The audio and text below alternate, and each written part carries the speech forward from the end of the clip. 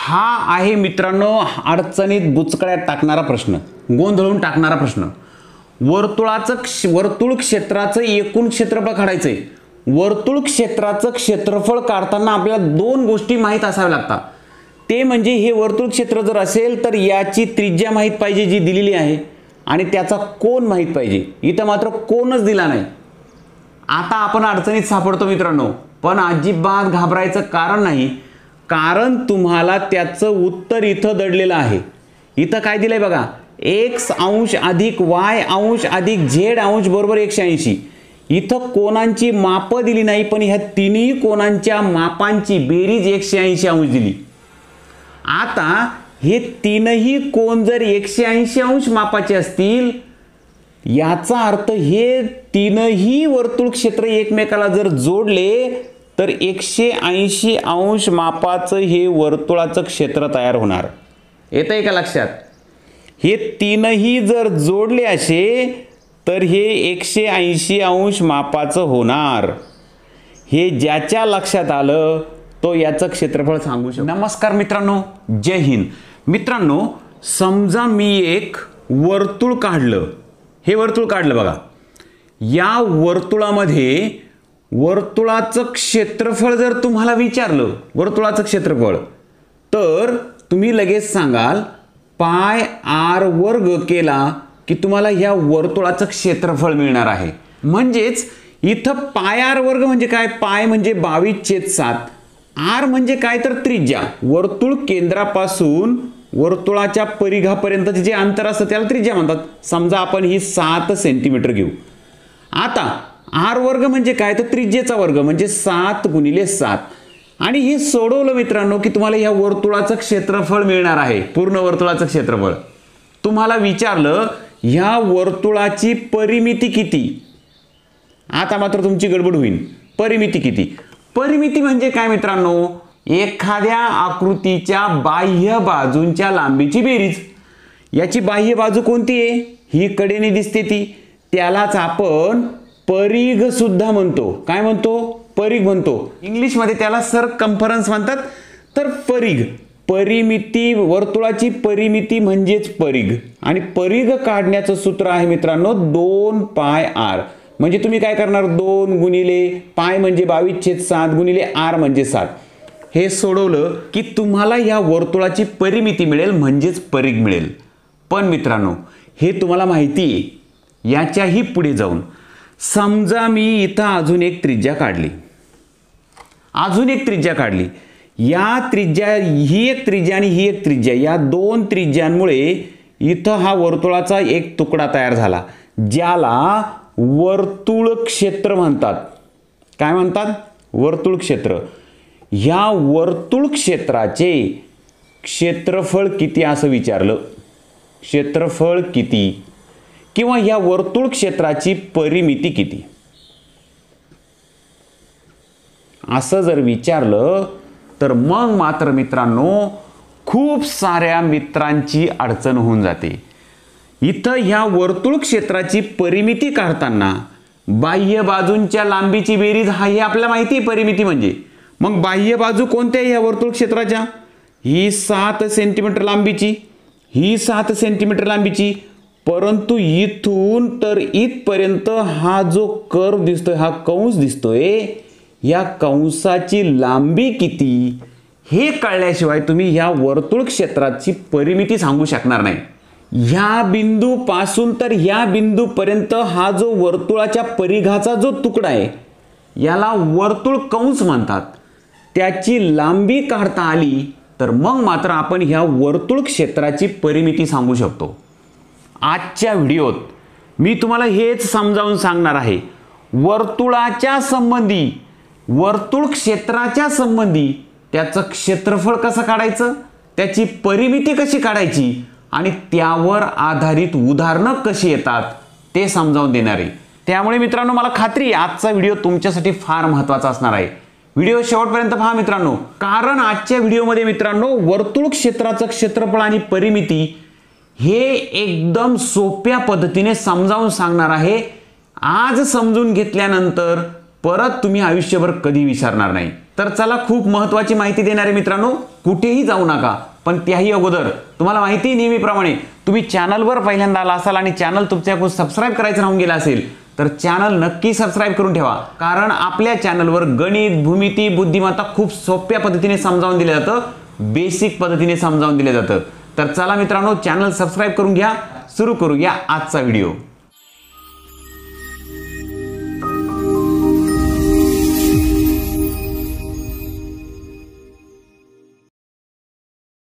तर चला मित्रांनो, एकदम बेसिक पासून जाऊया। सर्वात पहिल्यांदा समजून घेऊ ते म्हणजे वर्तुळाच्या क्षेत्रफळासंबंधी काय महत्त्वाची माहिती आपल्याला मिळते। सर्वात पहिल्यांदा हे 1 नंबरचं जे वर्तुळ मी काढलंय मित्रांनो, याचे 4 भाग केले, मुद्दाम तुमच्या लक्षात यावं म्हणून 4 भाग केले। पण ह्या संपूर्ण वर्तुळाचं जर क्षेत्रफळ जर काढायचं असलं मित्रांनो आपल्याला, तर आपल्याला पहिल्यांदा ह्या वर्तुळाची त्रिज्या किती लांबीची ते माहित असलं पाहिजे। समजा मी इथं त्रिज्या ही 7 सेमी लांबीची घेतो बघा, त्रिज्या 7 सेमी लांबीची घेतो, सर्वांची त्रिज्या 7 सेमीच घेऊ। उदाहरण म्हणून आपण या सर्वांची त्रिज्या 7 सेमी लांबीची घेऊ। पहिल्या वर्तुळामध्ये मित्रांनो प्रश्न असा विचारला, वर्तुळाचे क्षेत्रफळ किती, वर्तुळाचे क्षेत्रफळ किती असा प्रश्न विचारला तर तुम्ही लगेच सूत्र टाकणार पाय आर वर्ग। हे वर्तुळाच्या क्षेत्रफळाचं सूत्र आहे मित्रांनो।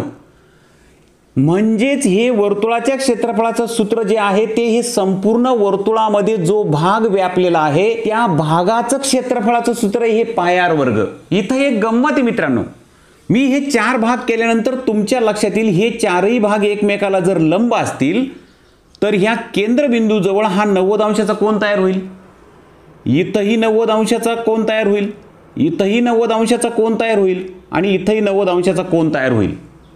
हे संपूर्ण जे वर्तुळ आहे ते 360 अंशाचं आहे। हे आलं लक्षात तुमच्या आता, संपूर्ण वर्तुळ 360 अंशाचं आहे। वर्तुळाचं क्षेत्रफळ जेव्हा विचारतात तेव्हा आपल्या लक्षात आलं पाहिजे की ज्या वर्तुळाचं माप म्हणजे त्या पूर्ण वर्तुळाचं क्षेत्रफळ काढायचं असतं, म्हणजेच 360 अंशाच्या मापाच्या वर्तुळाचं क्षेत्रफळाचं सूत्र आहे ते, ज्याचं माप 360 अंश असतं म्हणजेच पूर्ण वर्तुळ। पूर्ण वर्तुळ म्हणजेच 360 अंश आणि त्याचं क्षेत्रफळ काढताना आपण पाय आर वर्ग हे सूत्र वापरतो, बरोबर। आणि हे जर सोडवलं तर पाय म्हणजे 22/7 ही फिक्स किंमत आहे, आर वर्ग म्हणजे 7 × 7, त्रिज्या आहे ना 7 सेमी म्हणून 7 × 7, या 7ने हा 7 कट झाला, 22 × 7 = 154 सेंटीमीटर स्क्वेअर। हे झालं मित्रांनो याचं उत्तर। आपल्याला सर्वात महत्त्वाचं काय आहे मित्रांनो, 360 अंशाच्या वर्तुळाचं क्षेत्रफळ काढायचं असलं तर पाय आर वर्ग ह्या सूत्राने निघतं। हे पहिल्यांदा लक्षात घ्या मित्रांनो। तुम्ही वर्तुळाच्या क्षेत्रफळाचं जे सूत्र पाठ करून ठेवलंय पाय आर वर्ग, ते वर्तुळाचं क्षेत्रफळाचं जे सूत्र आहे ते पूर्ण वर्तुळाचं क्षेत्रफळ काढण्याचं सूत्र आहे। तुम्ही म्हणाल त्यात काय नवीन आहे, पण काय नवीन आहे ना त्या माहितीवरूनच ना नवीन काय माहिती समजते, लक्षात घ्या। आता इथंही पुन्हा हा 90 अंशाचा कोन आहे, हा 90 अंशाचा कोन आहे। मी तुम्हाला विचारलं या रंगवलेल्या भागाच्या क्षेत्रफळ काढायचं आहे आपल्याला। आता हा जो रंगवलेला भाग आहे ना याचं क्षेत्रफळ काढायचं आहे। तुम्ही म्हणाल किती सोपं आहे, पाय आर वर्ग आहे ना त्याच्या निम्म करा, हे 154 आलं ना त्याच्या निम्म करा, लगेच होऊन जाईल, कारण हे अर्धवर्तुळ आहे। मग आपण असं म्हणू शकतो अर्धवर्तुळ काढण्याच्या अर्धवर्तुळाचं जर क्षेत्रफळ काढायचं असलं तर पाय आर वर्ग हे जे सूत्र आहे त्याच्या निम्म करावं लागेल, 1/2, 1/2, बरोबर ना। हे अर्धवर्तुळाच्या क्षेत्रफळाचं सूत्र आहे। हे लक्षात आलं मित्रांनो तुमच्या आता। पण हे 1/2 कसे आले या कोनासंबंधी समजून घेऊ आपण। अर्धवर्तुळ म्हणजे 180 अंशाचं वर्तुळ, हे 180 अंशच भरेल। आता याचं सूत्र आहे ते म्हणजे 1/2 पाय आर वर्ग, बरोबर। हे 1/2 पाय आर वर्ग का झालं, कारण 180 हे 360च्या निम्मे आहे। आलं लक्षात, 360 हे पूर्ण वर्तुळ आहे 360 अंशाचं. हे जे क्षेत्रफळ काढायचं आहे हे मात्र 180 अंशाचंच काढायचं आहे. म्हणून 360च्या निम्मे 180 आहे. म्हणून त्याचं सूत्र बनलं वर्तुळाचं 360 अंशाचं जे क्षेत्रफळाचं सूत्र होतं ना त्याचं निम्म.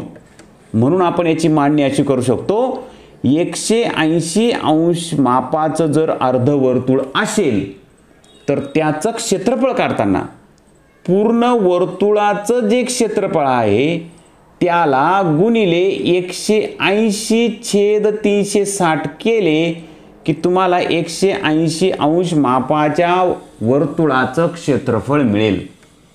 येतंय लक्षात आता. मग हे जर तुम्ही सोडून पाहिलं तर 180 18 × 18 18 2 36 πr वर्ग गुणिले 1/2 जे इथं लिहिलंय बघा 1/2 गुणिले πr वर्ग म्हणजेच अर्धवर्तुळाचं क्षेत्रफळ. काय केलं इथं लक्षात घ्या मित्रांनो. 180 अंश मापाच्या क्षेत्रफळाचं सूत्र जर शोधायचं असेल तर तुम्ही पूर्ण वर्तुळाचं क्षेत्रफळाचं सूत्र जे आहे त्याला गुणिले तुम्हाला ज्या मापाचं वर्तुळाचं क्षेत्रफळ शोधायचंय ना ते माप लिहा वरती आणि छेदस्थानी लिहा 360. तुम्हाला सूत्र मिळून जाईल. हे लक्षात आलं नसेल मित्रांनो तर इकडे लक्षात आणून देतो. आता इथं 90 अंश मापाचा हा कोन आहे म्हणजे हा वर्तुळाचा पाव भाग आहे. वर्तुळाचा पाव भाग म्हणजेच 1/4 बरोबर ना. मग याच्या या वर्तुळाचं जे क्षेत्रफळ दिसतंय त्याचं क्षेत्रफळ काढायचंय. त्याला वर्तुळ क्षेत्र म्हणतो आपण.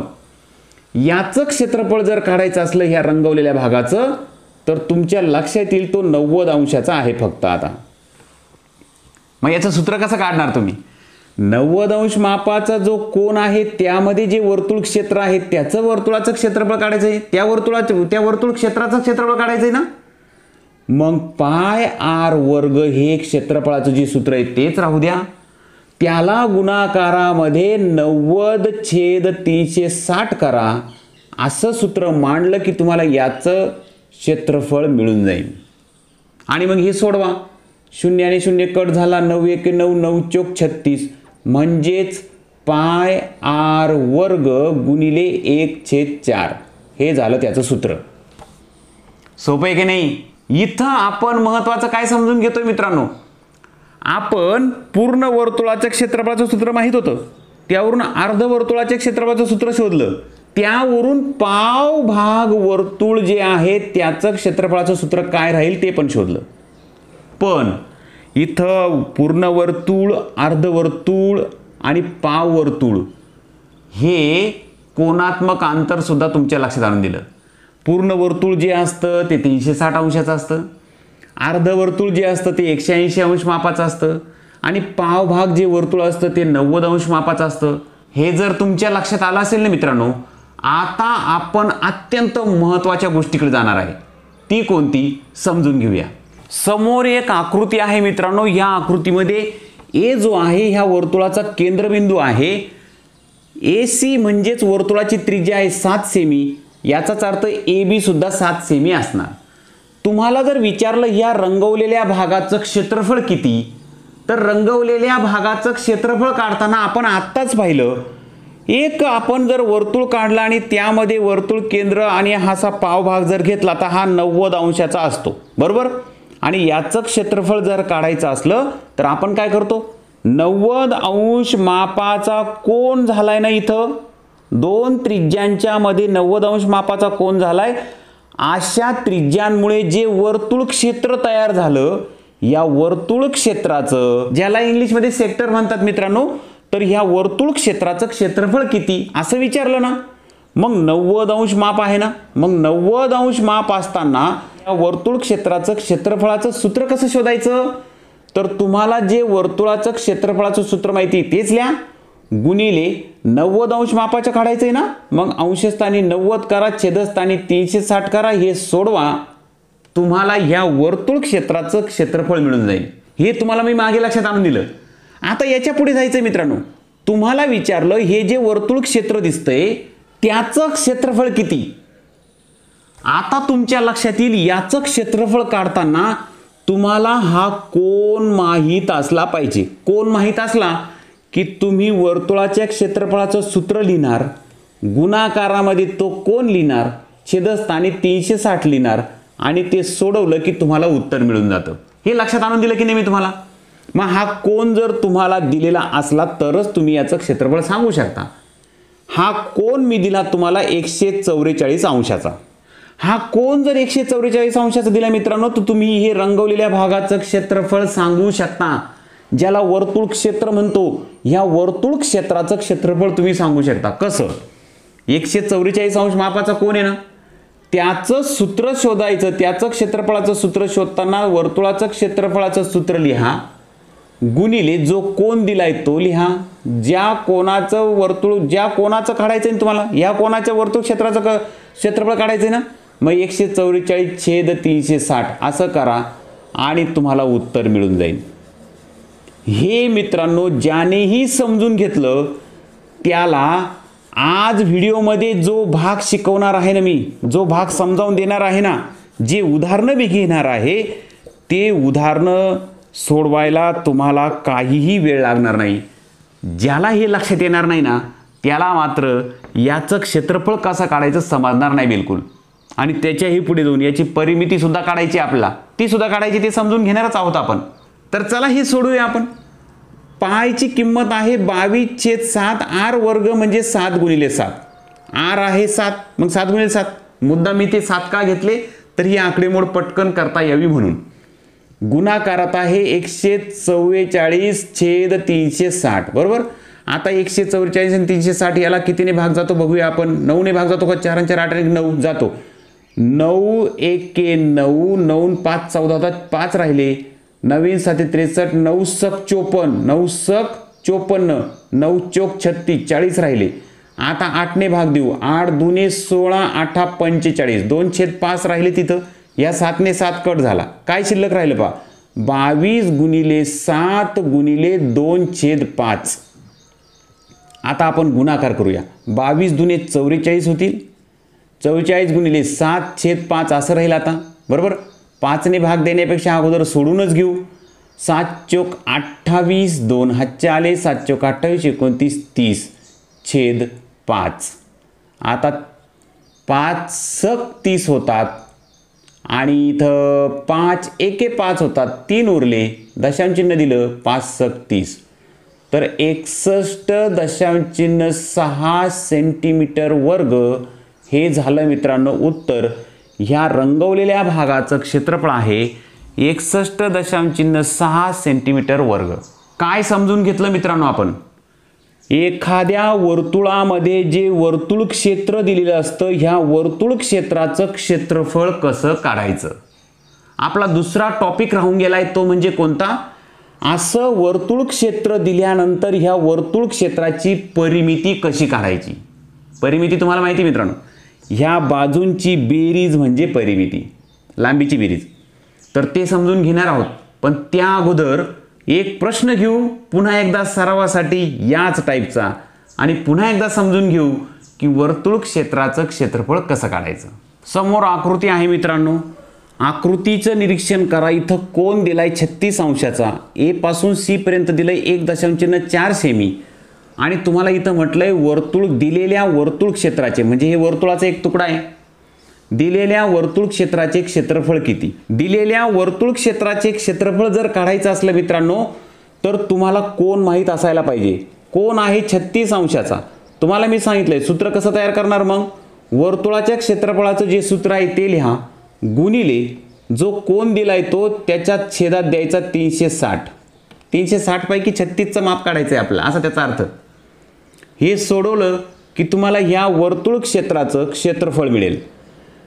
22/7 गुणिले आर वर्ग म्हणजे 1.4 ही जी त्रिज्या दिली त्याचा वर्ग म्हणजे पुन्हा 1.4 बरोबर. गुणिले इथं बघा 36 एके 36, 36 एके 36 म्हणजे 1/10 शिल्लक राहिले, असं तयार होईल. आता 7 ने ह्या 14ला भाग जातो, तो दशांशचिन्ह जरी असला तरी काही अडचण नाही. पण 7 दुने 14 होतात, भागाकारात 1 दशांशचिन्ह देऊन टाकलं. आता बघा मित्रांनो, 22 गुणिले 2 0.2 22 दुने 44 होतात 4.4 उत्तर येईल गुणिले 1.4 गुणिले गुणिले 1/10 आहे ना ते डायरेक्ट छेद 10 करून टाकले तरी चालतील आता बरोबर. आता गुणाकारात याला गुणाकारात 1 आहे ना ते तसंच राहील. आता बघा मित्रांनो इथं 14 चोक 56 होतात 5 हातचे आले 14 चोक 56 56 आणि 5 61 6 5 11 61 होतील. याचा गुणाकार केला 2 दशांश स्थळं सोडावं लागतील. गुणाकारामध्ये इथं 1 आणि इथं 1 आहे म्हणून 2 दशांश स्थळं सोडली छेदस्थानी 10 आहे. ज्यावेळेस छेदस्थानी 10 असतो मित्रांनो तेव्हा दशांश चिन्ह 1 दशांश स्थळ सोडून द्यायचं असतं. इथं ऑलरेडी दिलंय 2 अजून 1 सोडा मग 0.616 हे झालं मित्रांनो तुमचं उत्तर. म्हणजेच सेंटीमीटरमध्ये दिलंय ना मग सेंटीमीटर वर्ग. मला 100% खात्री मित्रांनो आता वर्तुळ क्षेत्र जर दिलं तुम्हाला आणि त्यातला कोन दिला आणि त्रिज्या माहीत असली तर तुम्ही त्या वर्तुळ क्षेत्राचा क्षेत्रफळ काढू शकता की नाही. आता हे काढता येत असून सुद्धा कधी कधी प्रश्न असा येतो ना पुन्हा आपण अडकून जातो. तर तो प्रश्न कसा येतो ते समजून घेऊया. म्हणजे मित्रांनो वर्तुळ क्षेत्रासंबंधित तुम्हाला कितीही कठीण वाटलेला प्रश्न कितीही कठीण असलेला प्रश्न जरी आला तरी तुम्हाला अडचण यायला नको. आता मी ही जी माहिती आपण समजून घेतली ह्या माहितीवर आधारितच माहिती असून सुद्धा आपल्याला एखादा प्रश्न कसा बुचकळ्यात टाकतो ना तो प्रश्न घेतो. हा आहे मित्रांनो अडचणीत बुचकळ्यात टाकणारा प्रश्न गोंधळून टाकणारा प्रश्न. वर्तुळ क्षेत्राचं एकूण क्षेत्रफळ काढायचंय. वर्तुळ क्षेत्राचं क्षेत्रफळ काढताना आपल्याला 2 गोष्टी माहीत असाव्या लागतात. ते म्हणजे हे वर्तुळ क्षेत्र जर असेल तर याची त्रिज्या माहीत पाहिजे जी दिलेली आहे आणि त्याचा कोन माहीत पाहिजे. इथं मात्र कोनच दिला नाही. आता आपण अडचणीत सापडतो मित्रांनो. पण अजिबात घाबरायचं कारण नाही कारण तुम्हाला त्याचं उत्तर इथं दडलेलं आहे. इथं काय दिलंय बघा x अंश अधिक y अंश अधिक z अंश बरोबर 180.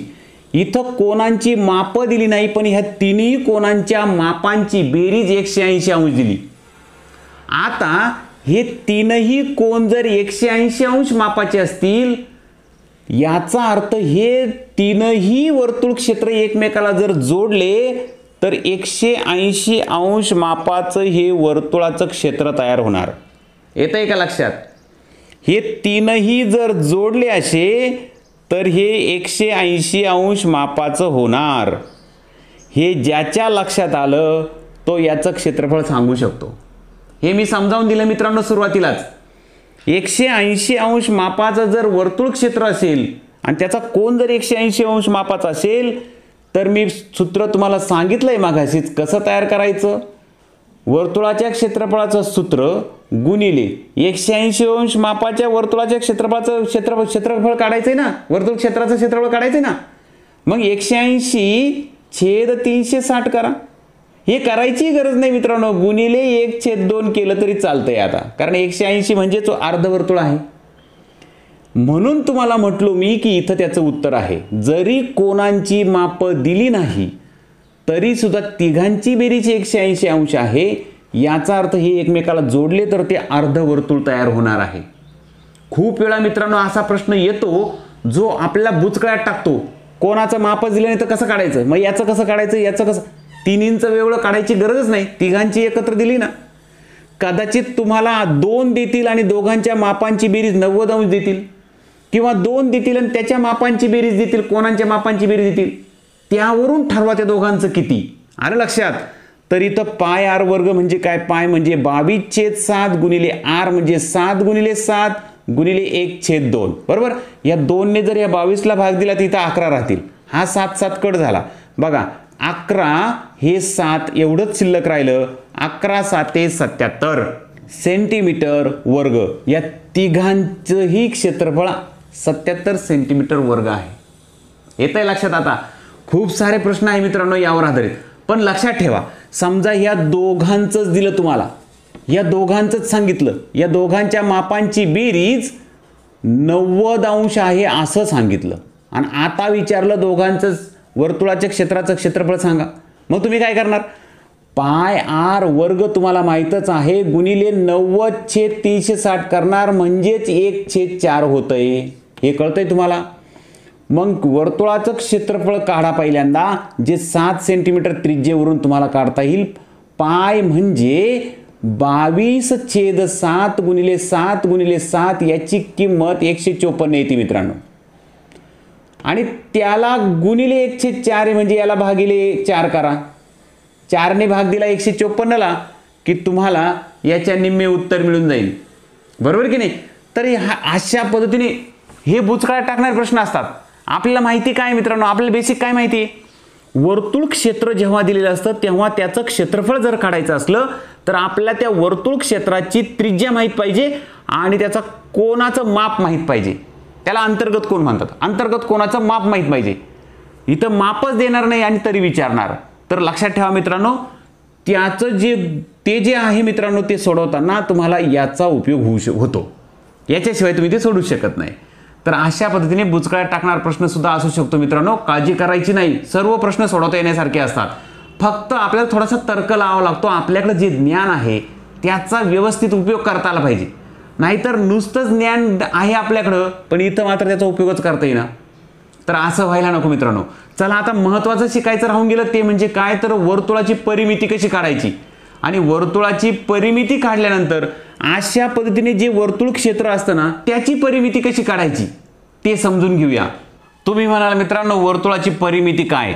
वर्तुळ जे असतं मित्रांनो त्याचा केंद्रबिंदूपासून हे जे अंतर आहे ते मुद्दाम मी पुन्हा एकदा 7 सेंटीमीटरच घेणार आहे.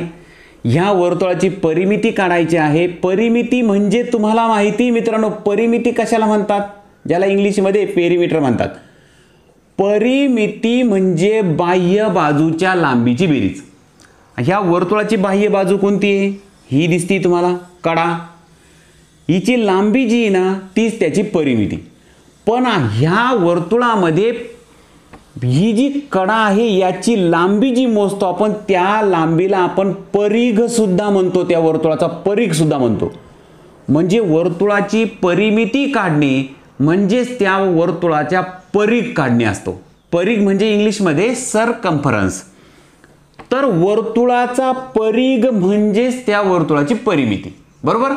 पण हे कुणाच्या बाबतीत, हे पूर्ण वर्तुळाच्या बाबतीत झालं मित्रांनो. मग वर्तुळाचा परिघ काढण्याचं सूत्र नेहमीचं तुम्हाला माहिती आहे 2πr. हे वर्तुळाचा परिघ काढण्याचं सूत्र आहे. मग या वर्तुळाची परिमिती काढायची असेल तर परिघच काढा. परिघ म्हणजेच परिमिती वर्तुळाच्या बाबतीत. मग 2πr. मग इथं 2πr म्हणजे 2 गुणिले 22/7 गुणिले r म्हणजे 7 सेंटीमीटर दिलाय. 7 ने कट झाला, हा 44 आला. बरोबर, 44 सेंटीमीटर. ह्या वर्तुळाची परिमिती जी आहे ती 44 सेमी आहे. म्हणजेच आपण परिघ काढला आणि त्यालाच परिमिती म्हणतोय. वर्तुळाच्या बाबतीत परिघ आणि परिमिती सारखंच. सरकम्फरन्स आणि पेरिमीटर वर्तुळाच्या बाबतीत सारखंच आहे. आता अडचण कुठे होते मित्रांनो, अडचण आहे ती म्हणजे पुन्हा एकदा मी हे वर्तुळ क्षेत्र काढलं. हे वर्तुळ क्षेत्र काढलं. ह्या वर्तुळ क्षेत्राची परिमिती कशी काढायची.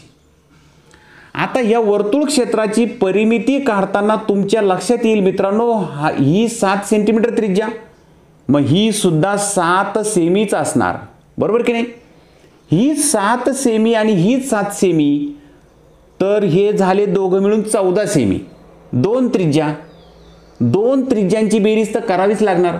राहिला प्रश्न फक्त इथून तर इथपर्यंत, कारण बाह्य बाजूंची बेरीज ना तुम्हाला हे असं दिलंय. याची परिमिती विचारली, हे 7 सेमी आहे, हे 7 सेमी आहे. ह्या 2 बाजू तर कळल्या, पण हा जो परिघाचा तुकडा आहे हा परिघाचा तुकडा आहे. संपूर्ण परिघ 44 आहे. पण हा जो तुकडा याची लांबी किती, मग याची लांबी कशी काढायची. याची लांबी काढताना सुद्धा मित्रांनो इथं तुम्हाला कोन माहीत असायला पाहिजे. बरोबर. मग परिघाचं सूत्र आहे 2πr. हे परिघ काढण्याचं सूत्र आहे. पण हे परिघ काढण्याचं जे सूत्र आहे ते पूर्ण वर्तुळाचा परिघ काढण्याचं सूत्र आहे. म्हणजे 360 अंशाच्या बाबतीत हे सूत्र आहे. 360 अंशाचं जे वर्तुळ असतं त्याचं सूत्र, त्याच्या परिघाचं सूत्र आहे हे. पण हा कोन तुम्हाला दिला मित्रांनो समजा 18, हा कोन दिला तुम्हाला 18, तर त्याच्या समोर जो हा परिघाचा तुकडा दिसतोय तुम्हाला, याची लांबी किती असेल मग? तर पुन्हा हेच सूत्र अगोदरचं जे मी समजावून सांगितलं त्या पद्धतीनेच परिघाचं सूत्र ठेवा, त्याला गुणिले 18/360 करा, तुम्हाला ह्या तुकड्याची लांबी मिळून जाईल. आणि हे कसं करायचं ना, हे मी तुम्हाला वर्तुळ क्षेत्राचं क्षेत्रफळ कसं काढायचं तिथं समजावून दिलं, आलं लक्षात? तर अशा पद्धतीने तुम्ही गेले तर तुम्हाला ह्या तुकड्याची लांबी कळेल. आणि ह्या तुकड्याची लांबी कळली की 2 त्रिज्या, वर्तुळाची परिमिती किंवा वर्तुळ क्षेत्राची परिमिती जेव्हा काढायची असते तेव्हा 2 त्रिज्या अधिक वर्तुळ कंस, हे सूत्र आहे मित्रांनो. हा जो आहे इथून इथपर्यंत हा परिघाचा जो तुकडा आहे ना त्याला वर्तुळाचा कंस म्हणतात. आणि वर्तुळ क्षेत्र जे दिसतंय त्याची परिमिती काढायची असली तर ही त्रिज्या आणि ही त्रिज्या म्हणजे 2 त्रिज्या अधिक ह्या वर्तुळ कंसाची लांबी, तिघांची बेरीज केली की तुम्हाला त्या वर्तुळ क्षेत्राची परिमिती मिळेल. बरोबर की नाही? इथं महत्त्वाचं लक्षात राहू दे मित्रांनो अजून एक, 2 त्रिज्या म्हणजे काय मित्रांनो? 2 त्रिज्या म्हणजेच व्यास ना. व्यास म्हणजे काय असतो? 2 त्रिज्यांचा मिळूनच व्यास बनतो. ही एक त्रिज्या आणि इथून इकडे एक त्रिज्या काढली 7 सेंटीमीटर 7 सेंटीमीटर, हा व्यास झाला. मग तुम्ही वर्तुळ क्षेत्राचं परिमिती काढताना तुम्ही व्यास अधिक वर्तुळ कंस असं केलं तरीही चालेल. प्रत्यक्ष उदाहरण घेऊ, व्यवस्थित समजून घेऊ.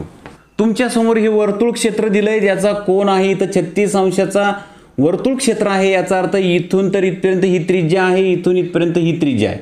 मग ही जर 3.5 सेंटीमीटर असेल तर ही सुद्धा 3.5 सेंटीमीटर. बरोबर की नाही? आणि परिमिती काढताना काय करावं लागणार तुम्हाला? इथं 3.5 अधिक 3.5 या दोघांची बेरीज तर होणार, अधिक कोण राहिला आता? हा जो वर्तुळ कंस आहे याची लांबी राहिली. या वर्तुळ कंसाची लांबी यामध्ये टाकली की तुम्हाला परिमिती मिळून जाईल. तुम्हाला काय मिळून जाईल? परिमिती. हे लक्षात आलं मित्रांनो आता? मग आता ही वर्तुळ कंसाची लांबी कशी काढायची? वर्तुळ कंसाची लांबी काढताना मी तुम्हाला सांगितलंय तुम्हाला कोन माहीत पाहिजे. कोन माहीत असला की तुम्ही त्या वर्तुळ क्षेत्राचं सुद्धा क्षेत्रफळ काढू शकता आणि ह्या वर्तुळ कंसाची लांबी सुद्धा काढू शकता. हा वर्तुळ कंस म्हणजे परिघाचा एक तुकडा आहे. मग परिघाचं सूत्र तुम्हाला माहीत आहे 2πr, याला गुणिले जो कोन दिलाय 36 त्याचा छेद 360 करा, तुम्हाला त्या वर्तुळ कंसाची लांबी मिळून जाईल. आणि मग हे सोडवा मित्रांनो, 36 एके 36, 36 एके 36 म्हणजे 1/10. 2πr म्हणजे 2 गुणिले 22/7 गुणिले 3.5, r 3.5 आहे, गुणिले 1.10. 7 एके 7, 7 5 35 म्हणजे 0.5 राहील.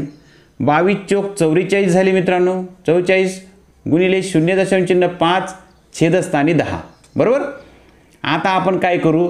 हा 10ने याला भागच देऊन टाकू, इथं दशांश चिन्ह येईल.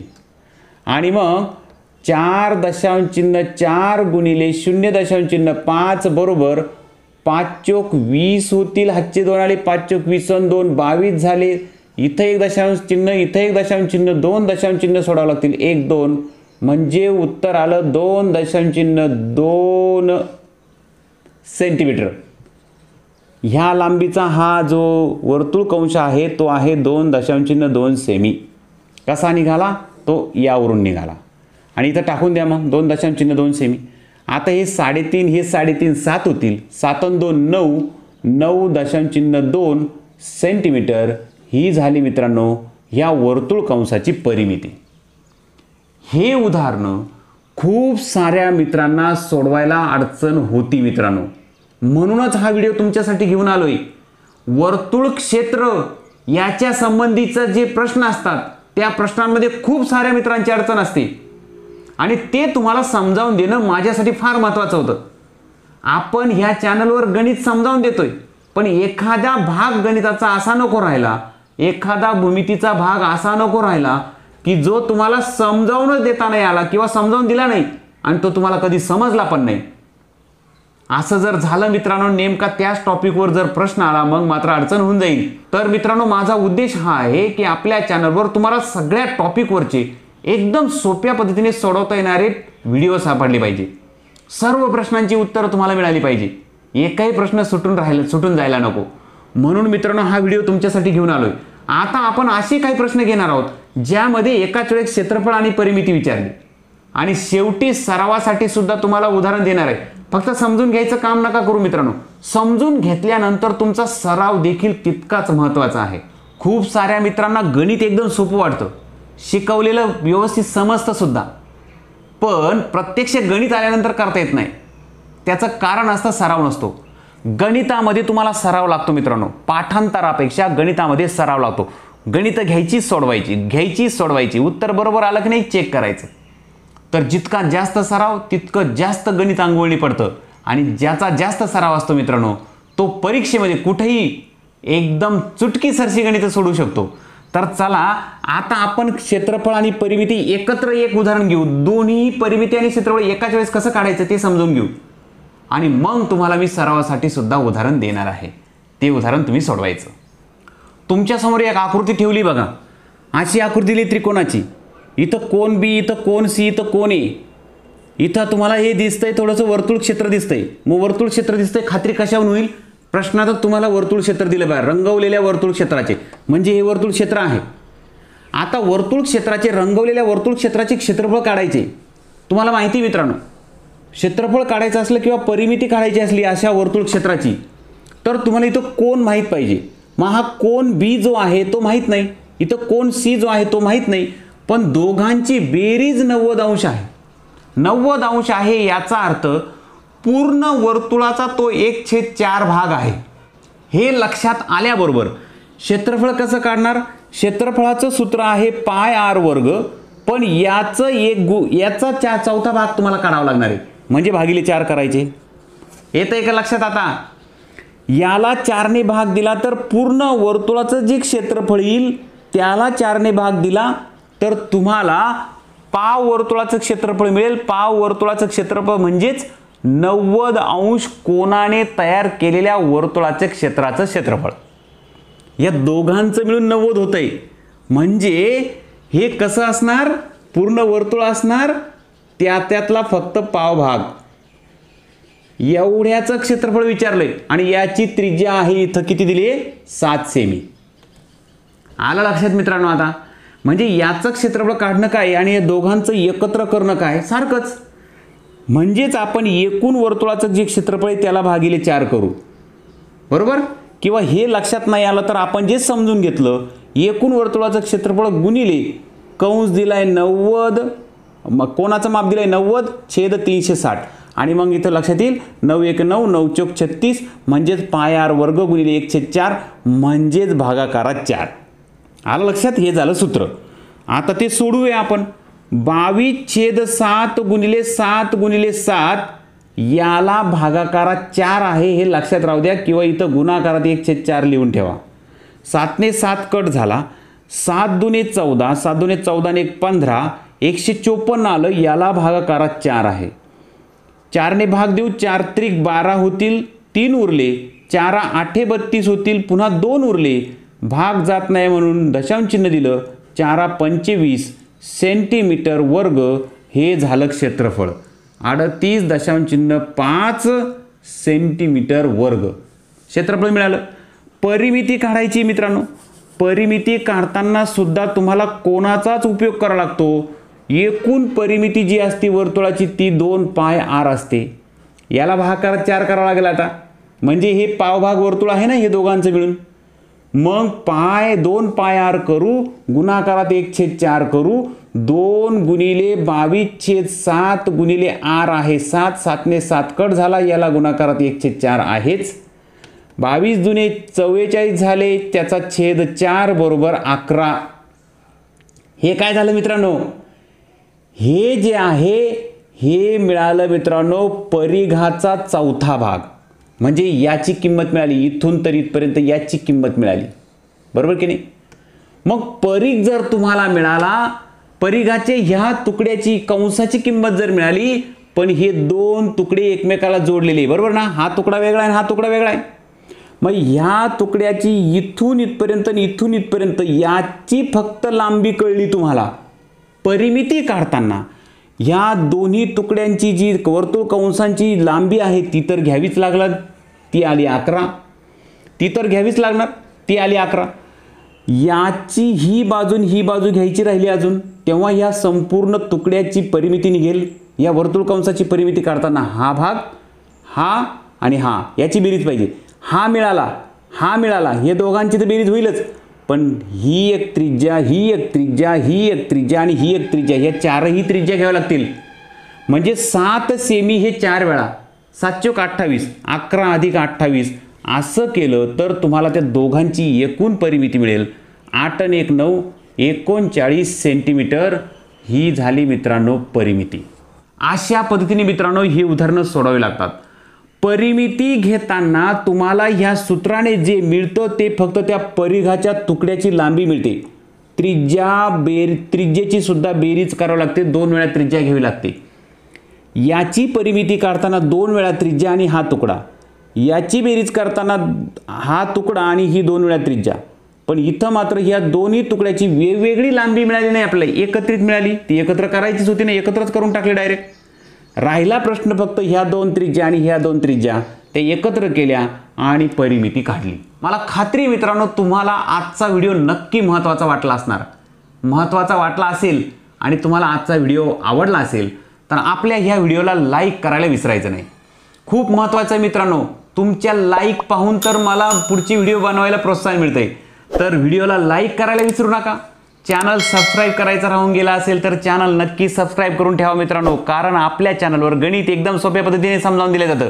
आणि महत्त्वाचं मित्रांनो, व्हिडिओ बनवायचं काम माझं, तुम्हाला द्यायचं काम माझं, परंतु आपला व्हिडिओ तुमच्या मित्रांना शेअर करायचं काम तुमचं. तुमच्या मित्रांनाही आपल्या हे व्हिडिओचा फायदा होऊ द्या मित्रांनो. तर चला लाईक शेअर सबस्क्राईब नक्की करायचं विसरायचं नाही. आज आपण व्हिडिओमधून जे समजून घेतलं ना मित्रांनो, त्या संबंधी तुमच्या मनामध्ये काही शंका असेल, काही प्रश्न असेल तर आपल्या व्हिडिओच्या खाली कमेंट बॉक्समध्ये लिहा. आणि तुमच्या मनामध्ये काही शंका नसली, काही प्रश्नही नसला तर आजचा व्हिडिओ तुम्हाला कसा वाटला ते मात्र आपल्या कमेंट बॉक्समध्ये लिहायला विसरायचं नाही. तुमच्या सरावासाठी एक प्रश्न देतो, त्याचं उत्तर सुद्धा तुम्हाला सांगून ठेवणार आहे मी. तर तुम्ही तो प्रश्न सोडवा, त्याचं उत्तर बरोबर येतं की नाही नक्की चेक करा मित्रांनो. तर चला मित्रांनो, रंगवलेल्या भागाच्या वर्तुळ कंसाच्या कोनांची बेरीज 180 अंश असेल तर त्याची एकूण परिमिती व एकूण क्षेत्रफळ किती. तर इथं परिमिती असणार आहे मित्रांनो 19.2 सेंटीमीटर आणि क्षेत्रफळ असणार आहे 6.9393 सेंटीमीटर वर्ग. तर ही उत्तरं तुमची बरोबर येतात का चेक करा मित्रांनो. तुमची उत्तर जर बरोबर आली तर आजचा जो व्हिडिओ मी बनवला, ते व्हिडिओ बनवण्यासाठी जी मेहनत घेतली ना मी, ती मेहनत वाया गेली नाही असं मी समजेन. तर चला तुमची उत्तरं चेक करा, प्रश्नाचा सराव करा. असे काही प्रश्न असतील तर त्याचा सराव करा मित्रांनो. व्हिडिओ कसा वाटला नक्की सांगा. तुमची प्रतिक्रिया आपल्या ह्या व्हिडिओच्या खाली लिहायला विसरू नका. तुम्हाला कोणत्या टॉपिकवर व्हिडिओ हवा आहे ना मित्रांनो ते सुद्धा मला नक्की सांगा. चला लवकरच भेटूया अशाच गणितासंबंधीच्या महत्त्वाच्या व्हिडिओमध्ये. तोपर्यंत बाय बाय, जय हिंद.